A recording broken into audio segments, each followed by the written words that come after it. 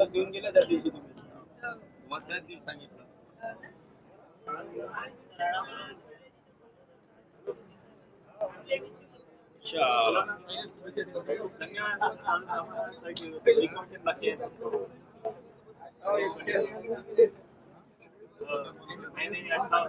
Thank you.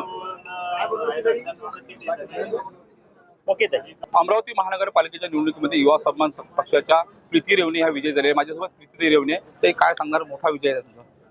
निश्चितपणाने राजकारणातलं पहिलंच पाऊल एवढं दमदार पडलंय आणि त्याच्यासाठी माझ्यावर ज्यांनी विश्वास दाखवला, आमच्या पक्षाचे युवा स्वाभिमान पार्टीचे नेते आमदार रविभाऊ राणा, आमचे मार्गदर्शक सुनील भाऊ राणा आणि माझ्या दिशादर्शक, माझ्या प्रेरणास्थान नवनीतजी राणा, माझी खासदार, या सर्वांचे मनापासून खूप खूप आभार. काय कुठे विकासाची मुद्दे तुमच्या समोर असणार आहे?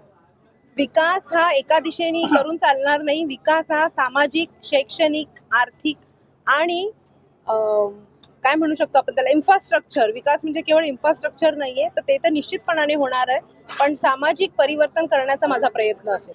कुठल्या तुम्ही लोकांना आश्वासन दिले होते आणि काय काय प्रयत्न करणार पुढे तुम्ही? लोकांची मुख्य समस्या ही अस्वच्छतेची आहे. तुंबलेली गटार ही त्यांची समस्या आहे. छोटे रस्ते ही त्यांची समस्या आहे. तर असे जे काही 3-3, 4-4 टर्म नगरसेवक राहिलेले आहेत, त्यांनी खूप काहीतरी घाण करून ठेवलेली आहे. एवढी घाण एका दिवसात, एका वर्षात साफ होणार नाही, पण माझा निश्चित प्रयत्न असेल की प्रभाग माझा सुजलाम आणि सुफलाम करेल, एवढा निश्चित शब्द देते. निश्चितच पूर्वीच्या नगरसेवकांनी या ठिकाणी कुठल्याही प्रकारे कामं केली होती, त्यामुळे मला जनतेला निवडून दिलं असा देखील प्रतिक्रिया या प्रीती रेवणे यांनी दिलेली आहे. सूरज दहाट, लोकशाही मराठी, अमरावती.